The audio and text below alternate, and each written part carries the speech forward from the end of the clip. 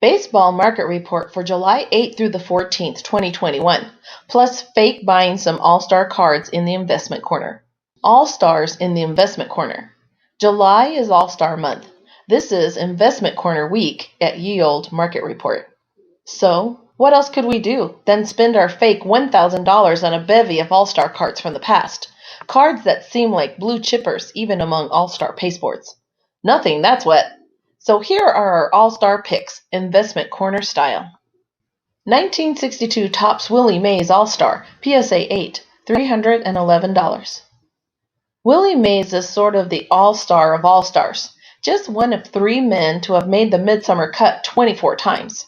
Hank Aaron and Stan Musial are the other 2.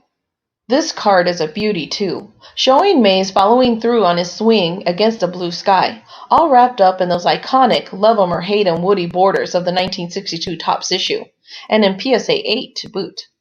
It would be hard to lose money on this card, at least in the long term. 1961 Topps Brooks Robinson All-Star, PSA 7, $99.85. B. Robbie paid off handsomely for us last July, so why not take another flyer on him here? No reason at all, especially when you consider that A. This card is in a tough high number series, B. You get it in PSA 7, and C. For under $100. And of course D. Robinson remains the greatest fielding third baseman of all time. 1984 Donruss Action All-Stars Mike Schmidt, PSA 10, $42.84. And as long as we're in the hot corner frame of mind, let's go ahead and grab a perfect 10 oddball card of the greatest third baseman ever. This is a big, beautiful card that would look great in any collection, and that probably exists in quantities smaller than most base cards from the era. The only real downside here will be finding another 10 to compare it to next summer. 1969 Topps Pete Rose All-Star, PSA 8, $113.50. The funny thing about Rose and his continued exile from the diamond is that his cards continue to go up in value year after year. This is about as cheap as you're likely to be able to buy into a really nice Charlie Hustle anytime soon, and it's a fun card to behold and hold too. And if the Hall of Fame ever does come calling, look out.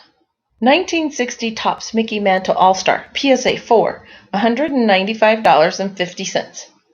These Big 60 All-Star cards are some of the most distinctive pasteboards of the entire 1960s, and some of the best looking too, depending on your artistic tastes. And while this one checks in and pretty far down the condition scale at PSA 4, it still has great eye appeal and is still a mid-career Mantle card. Winner! 1976 Topps Rezzy Jackson, PSA 8, $76.09. Not technically just an all-star card, this one is better in some ways. It's a base card and an all-star card all in one. And it features one of the game's greatest hot dogs on his last days card, complete with swaggering leanback and shades, just before he took his hiatus in Baltimore on his way to becoming Reggie. You're required to love this card. 1975 Topps Johnny Bench, PSA 8, $68. A similar story here, except we roll back the clock 1 year and scoop up a base and all-star card of the game's greatest catcher. Bench's 1976 Topps card is probably even better, but it didn't fit our budget, and this one looks just as great on its own right. It's also an apt marker for the Big Red Machine's first championship and pays homage to the 1975's wild color schemes. Chiclets, anyone? 1985 Topps Ernie Banks All-Star, PSA 6, $89.99.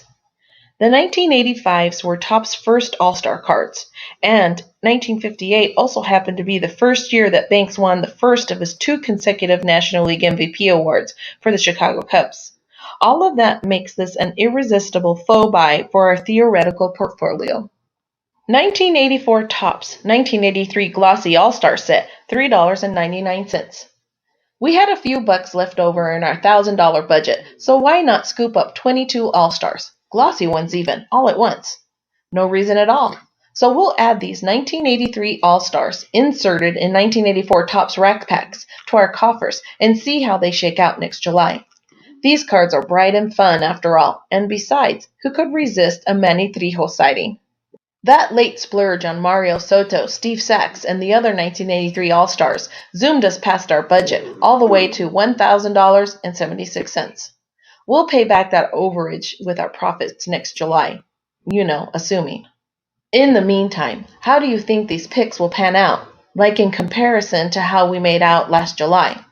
We'll be spouting something similar in our settlement a year from now. A lot has changed since July 2020. Last July, we weren't quite so themed in our purchases here in the investment corner, but we did manage to pull together a fun, though still fake, lot of cards that actually did amount to a lot of cards, thanks to some sets and unopened stuff. And you can read about the market report in the link below. So, how do we do? Well, next we're going to list the cards we bought last year, how much we paid then, and how much we'd have to pay to buy the same cards, and the difference between the two. The price we paid then was the actual selling price of a specific sold eBay list at the time. The price we'd have to pay now, listed as sold, is culled from the PSA Auction Prices Realize tool, generally taking in most recent sales of a given card in a given condition as our barometer. I did make a couple of executive edits, though, where obvious outliers popped up. In those cases, I either took the recent average or went back to a sold eBay listing. Here's what I found. 1989 Topps Traded Complete Set 50. Bought 7/20/20 for $550, sold 7/20/21 for $750. Profit loss plus $200 plus 36%. 1963 Fleer Sandy Koufax PSA 7. Bought 7/20/20 for $160.50, sold 7/20/21 for $200. Profit loss plus $39.50 plus 25%. 1966 Topps Brooks Robinson PSA 8. Bought 7/20/20 for $78.77, sold 7/20/21 for $300. Profit loss plus $221.23 plus 281%. 1984 Topps Complete Set. Bought 7/20/20 for $59, sold 7/20/21 for $50. Profit loss minus $9, minus 15%. 1985 Topps Vending Box. Bought 7/20/20 for $149.95, sold 7/20/21 for $125. Profit loss minus $25, minus 17%. All in all, we spent $998.22 last July and sold our cards for $1,425 this month. That's a profit of $426.78, or 43%. Not bad, but not quite up to the June over June profit of nearly 64%. The big profit killers were the mid-1980s bulk stuff, where both the 1984 Topps set and the 1985 Topps vending boxes lost money. Those two, along with the 1989 Topps traded sets, were also the most difficult sell prices to judge, though, as there were a lot of variabilities in the sales over the course of the days and weeks in the recent months. If you happened to go all in on Orioles legend Brooks Robinson last summer, though, good for you, because you probably just ran the table. It's hard to imagine the cards yielding a 300% profit like Brooksy just did, given their stratospheric starting point. But this is the hobby of the 2020s, so you never really know.